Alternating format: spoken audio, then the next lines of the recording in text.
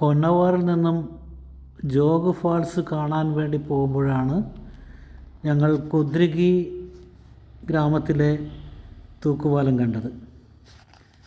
കുദ്രികി, സാംഷി എന്നീ രണ്ട് ഗ്രാമങ്ങളെ തമ്മിൽ ബന്ധിപ്പിക്കുന്ന 300 മീറ്ററോളം നീളമുള്ള ഒരു തൂക്കുപാലമാണിത്.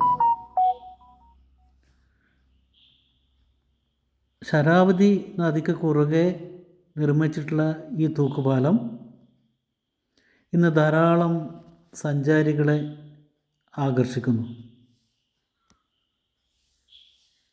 ഈ തൂക്കുപാലത്തിൻ്റെ ഒരു പ്രത്യേകത എന്താണെന്ന് വെച്ചാൽ 1.5 മീറ്റർ വീതിയുള്ള ഈ തൂക്കുപാലം കാൽനട യാത്രക്കാർക്ക് വേണ്ടി നിർമ്മിച്ചതാണെങ്കിലും ഇരുചക്ര വാഹനങ്ങൾ ധാരാളമായിട്ട് ഇതിലൂടെ കടന്നു പോകുന്നു. ഇരുചക്ര വാഹനങ്ങൾ പോകുമ്പോൾ പോലും ഈ പാലത്തിന് വലിയ തോതിലുള്ള കുലുക്കങ്ങളില്ല. 2 ഇരുചക്ര വാഹനങ്ങൾക്ക് പോകാം ഒരേ സമയം 300 ആൾക്കാർക്ക് ഈ പാലത്തിലൂടെ സഞ്ചരിക്കാൻ സാധിക്കും.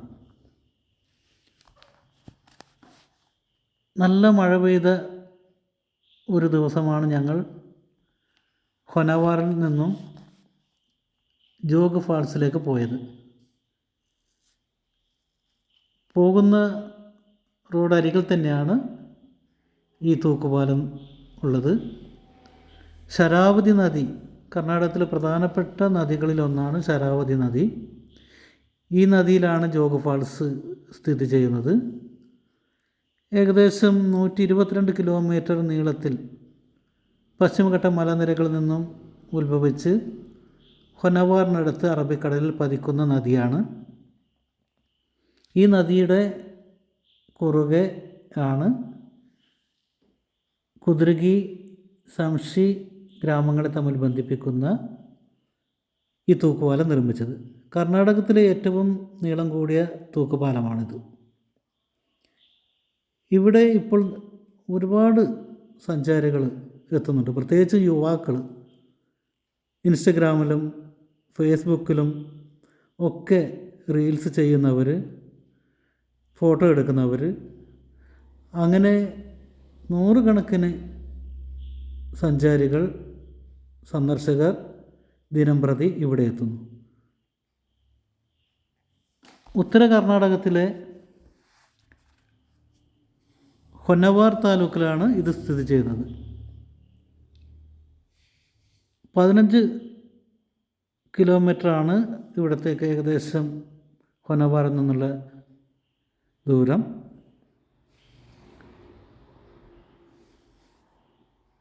ഇതിൻ്റെ കരയിൽ വലിയൊരു ജല സംഭരണി നിർമ്മിച്ചിട്ടുണ്ട്.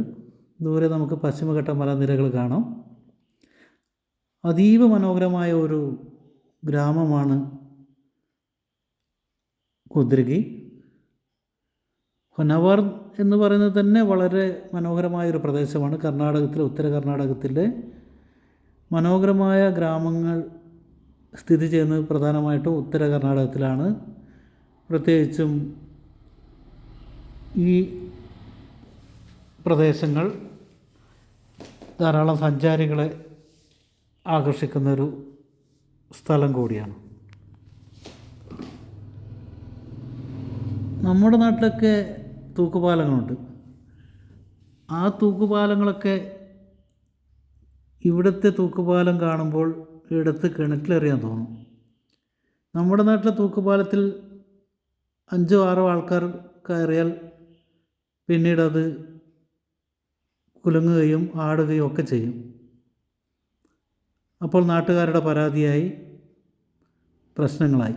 ഇവിടെ 100 കണക്കിന് ആൾക്കാർ ഈ പാലത്തിലൂടെ അങ്ങോട്ടും ഇങ്ങോട്ടും നടക്കുമ്പോഴും 2 വീലറുകൾ അങ്ങോട്ടും ഇങ്ങോട്ടും പോകുമ്പോഴും യാതൊരു തരത്തിലുള്ള തർക്കങ്ങളോ വാക്കുകളോ ഒന്നും പറയാറില്ല. എല്ലാവരും അഡ്ജസ്റ്റ് ചെയ്തിട്ട് പരസ്പരം സഹകരിച്ച് പോകുന്ന കാഴ്ചയാണ് ഇവിടെ കണ്ടത്. അത് കഴിഞ്ഞ ആഴ്ച ഞങ്ങൾ ദാൻഡലിയിൽ, കാർവാറിന് സമീപത്തുള്ള ദാൻഡലിയിൽ പോയപ്പോഴും അവിടെയുള്ള ശിവപുര തൂക്കുപാലത്തിലും അതേ രീതിയിലുള്ള പെരുമാറ്റമായിരുന്നു ആൾക്കാർക്ക്. ആർക്കും പരാതിയൊന്നുമില്ല. ടൂറിസ്റ്റുകളോട് പ്രത്യേകിച്ച് അവർ പെരുമാറുന്നത് നല്ല രീതിയിൽ തന്നെയാണ്. അവരുടെ യാത്ര മുടക്കിയെന്നൊന്നും പറഞ്ഞിട്ട് പരിഭവമൊന്നും പരാതിയും പറയാറില്ല.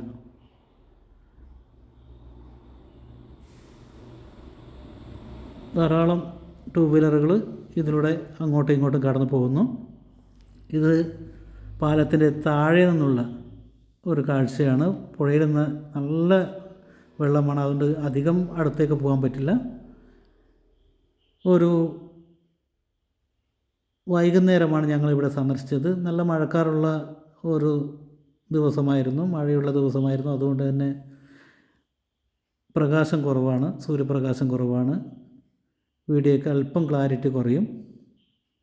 ഇവിടെ ബോട്ട് സർവീസൊക്കെ ഉണ്ടായിരുന്നു, പക്ഷേ പുഴയിൽ വെള്ളം കയറിയത് കൊണ്ട് ഇതൊക്കെ കരയിലേക്ക് കയറ്റി വച്ചിരിക്കുകയാണ്. ദൂരെ നിന്നുള്ളൊരു കാഴ്ചയാണ്.